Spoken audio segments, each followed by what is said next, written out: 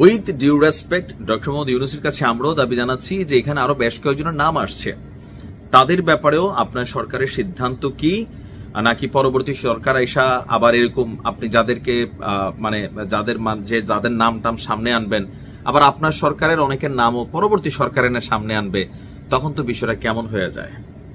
আমরা এখানে আপনার উপদেষ্টাদের মধ্যেও অনেকের পিএস এপিএস এর সাগর লুটপাটের ঘটনা শুনছি, বাট এগুলো নিয়ে কার্যকর পদক্ষেপ পরবর্তী কি হইল সেটা কিন্তু আমরা জানলাম না। যাই হোক, এটাও নিশ্চয়ই আসবে আজকে অথবা কালকে। তবে ডক্টর ইউনূসের অ্যাকশন শুরু, কেউই রেহাই পাবে না, কারণ তালিকা রেডি করা হয়েছে। ডক্টর ইউনূস বলছেন যে কিছু মানুষের লুটপাট জাতির সামনে তুলে ধরা হবে। তো কিছু মানুষ কারা? চোখ বন্ধ করে বলা যায় আওয়ামী লীগের সাপোর্টার, আওয়ামী লীগের এমপি মন্ত্রী নেতা, অথবা তাদের সাথে কানেক্টেড প্রশাসন থেকে শুরু করে বিভিন্ন সেক্টরের মানুষ। তো উনি ক্ষমতায় আসার পর না, এগুলো এখন আপাতত প্রকাশ হবে না, কারণ এটা বাংলাদেশের ইতিহাস যে যেই সরকার ক্ষমতায় থাকাকালীন সরকারের বাটে পড়ে গেছে অথবা সরকার বাটে ফালাইতে চাচ্ছে এরকম ক্যারেক্টার ছাড়া আপনার তাদের আমলনামা সামনে আসে না। তো ডক্টর ইউনূস কি করবেন? তিনি বলছেন যে দেশের সম্পদকে কিভাবে লুটপাট করছে। আমরা ওই সিলেটের পাথর লুটপাট দেখছি, পুরা পাথর লুটপাট শেষ হয়েছে। তো আপনারা তখন দেখেন নাই, রিজনা আপাক আবার বলে যে না না এটা আমার দায়িত্ব না। তারপর আবার যখন মানে পাথরটা তো লুটপাট শেষ, আর ওই যে নারী পাথর ভুরি পাথর আছে, তখন দেখছি সরকার আবার ওই পাথর উদ্ধারের জন্য প্রশাসনকে কাজে লাগাচ্ছে, রাষ্ট্রের টাকা খরচ হচ্ছে, এরকম আবার আছে। তবে লুটপাট কিভাবে হয় আপনি এই দৃশ্য একটু দেখা দরকার ছিল। নৌকায় বইরা বইরা নিছে স্যার, মাথাত করেও নিছে, অনেকে বেরিয়ে তো লইয়া গেছে, যে যেমনে পারছে। রাষ্ট্রের সম্পদ নিজের, দেশ আমার, তো ফাত্তর তো আমারই, নিছিল, কিন্তু এখন আবার ফিরতও নিচ্ছে। যাই হোক, তো তিনি বলছেন যে সেজন্য সবগুলো সংস্থাকে জোটবদ্ধ হয়ে কাজ করতে হবে, এটা আমরা জানি।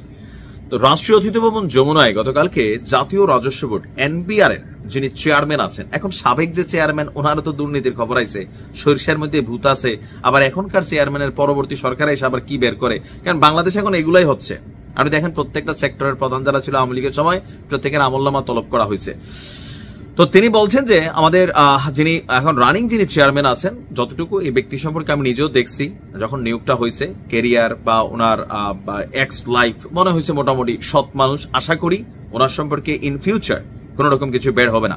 তো যিনি আছেন মোহাম্মদ আব্দুর রহমান খান এবং এনবিআর এর কেন্দ্রীয় গোয়েন্দা সেল সিআইসির মহাপরিচালক আহসান হাবিব, তাদের সাথে ডক্টর ইউনূসের একটা বৈঠক ছিল, সেখানে তিনি নির্দেশনা দিয়েছেন কড়াভাবে। তো বলা হচ্ছে যে বাংলাদেশ থেকে অর্থ পাচার করে পৃথিবীর বিভিন্ন দেশে গড়া প্রায় 40,000 কোটি টাকার সম্পদের সন্ধান পাওয়া গেছে। কত হাজার? 40,000 কোটি টাকা। চলতি বছরের জানুয়ারি থেকে এই পর্যন্ত 5টি দেশের 7টি শহরে অনুসন্ধান চালিয়েছে। এই এখন কারা চালিয়েছে? সম্ভবত ওই গোয়েন্দা সংস্থা সরকারের। তো এই তথ্য পাওয়া গেছে। তো বিস্তারিত জানার পর প্রধান উপদেষ্টা বলেন, অর্থ পাচারের সাথে জড়িত ব্যক্তিদের চিহ্নিত করে আইনের আওতায় আনো, আর এর জন্য দুদক, সিআইসি, পুলিশের সিআইডি, অন্য যত সংশ্লিষ্ট কর্তৃপক্ষ আছে সকলকে সমন্বয় করে উইদিন এ শর্ট টাইম এই তালিকা যথাযথ ব্যবস্থা গ্রহণ করতে বলা হয়েছে। ইভেন বলছেন এমন দৃষ্টান্ত স্থাপন করতে হবে, কেমন? যাতে ভবিষ্যতে কেউ দেশের সম্পদ লুট করে বিদেশের সম্পত্তি তৈরি করতে না পারে। তো আমার মনে হয় লাইনটা একটু বড় করা যাইতো, ভবিষ্যতে যেন কেউ দেশের সম্পত্তি লুট না করে, ভবিষ্যতে দেশের সম্পদ লুট করে বিদেশের সম্পত্তি তৈরি করতে না পারে। তো দেশেও তো অনেকে স্যার সম্পদ লুট করে সম্পত্তি তৈরি করে, ছোট ছিচকা চোর আছে স্যার।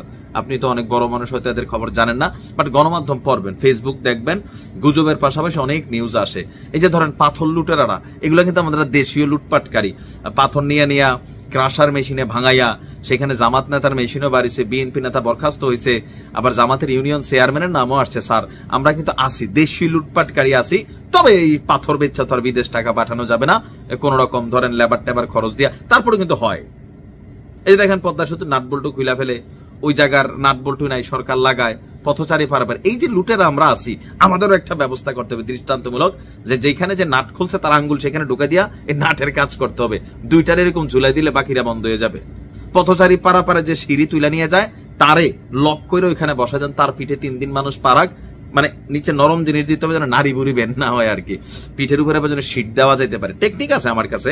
তো এরকম দিয়া দিলে কি হবে, ভবিষ্যতে সরকারি কোনো সম্পত্তিতে এই দেশীয় লুটেরারা হাত দিতেও কিন্তু ভয় পাবে। দেখেন প্রত্যেকটা সরকার রাষ্ট্রের সৌন্দর্য বর্ধনে অনেক কাজ করে, কিন্তু চোরেরা খুল্লা লয়া জায়গা। তো দেশীয় বিদেশি লুট তো লুটি, রাষ্ট্রীয় সম্পদ লুট, এগুলা বন্ধ করতে হবে। ভালো থাকুন।